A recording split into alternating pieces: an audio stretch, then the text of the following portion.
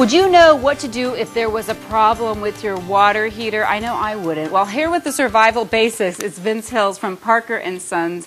My husband, maybe, probably, me, absolutely not. So let's explain. There's different kinds of water heaters, too. Absolutely. There's probably 4 different types. You have a gas water heater, you have electric water heater, they have solar water heaters, and then they have what they call the tankless water heaters. Yeah, I've heard about those. Tankless water heaters. And I guess that if you're thinking about price, the most expensive would be solar. The next most expensive would be the tankless, and then electric, and then the least expensive, of course, gas. Okay. From a maintenance standpoint. Now, so let's say you go to take the shower and it's cold water and you go, uh-oh, something's wrong. You have a problem with your water heater. Now, am I supposed to go out there and start messing with it? Because last week on the news, not a good story. Exactly. One actually blew up, and I mean the whole house exploded. So we got to be very careful. Exactly, and so that's a real sad tale, and it's an unusual thing that could happen. And of course, that's how people actually are killed. Sure. They try to work with a water heater themselves. In that particular instance, I believe it was an electric water heater, and apparently the homeowner is not a professional, had a problem with no cold water, and my suspicion that what happened there is that he had turned the heat up on the electric water heater. Now, if it was an older tank, I suspect that the inside of the tank had corroded somewhat, and it built up a tremendous amount of steam and pressure.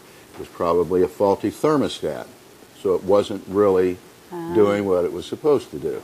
So at that point, if the tank was corroded at the bottom, it just built up so much pressure it became like a rocket and went through the roof. And thank goodness he was not there when it happened. So what should we do so that doesn't happen to us? Is it a maintenance thing that we should always get checked? Or I think it's just good and prudent to have your water heater checked periodically. There's a number of things that you need to look for if your water heater is 8, perhaps 10 years old. Typically, most water heaters have a 10-year warranty on them against any rusting or corroding.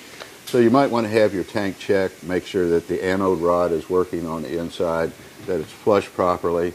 And whatever you do, if you have a problem with your water heater, or if it starts to leak, you want to go just above the water heater, find the valve, and turn the water off, and it saves a lot of damage, potential damage to your home if it's leaking. And then call Parker & Sons. Yeah. We'll be glad to come out. So, and if that's the case, in fact, anybody who doesn't know about it now, all they have to do is call our office. We have an emergency shutdown sticker, if you can kind of see this here. Sure, I'll hold it there. Yeah. Hold it up. Just give us a call at Parker & Sons, and we'll be more than happy to mail this out to you. You can put it right on your water heater, and this gives you step-by-step on what to do if you have a problem with your water heater. So we'll be glad to do it. And remember, call them. Don't try doing it yourself. And I don't mean to joke about what happened. It was a terrible thing. But really, you think you're just doing a simple thing by increasing the heat, and you don't know what kind of problems you might be causing. Absolutely. Call Parker & Sons. Call an expert. Let an expert take care of it for you. I definitely would follow that advice. Thanks again, Vince. So good to see you. And if you do want more information on Parker & Sons, it's very simple. You can visit them at parkerandsons.com or call the number you see right there on your screen, 602-2-REPAIR. Coming up next, Jeff Mata is finishing up his prickly dish. We'll be right back.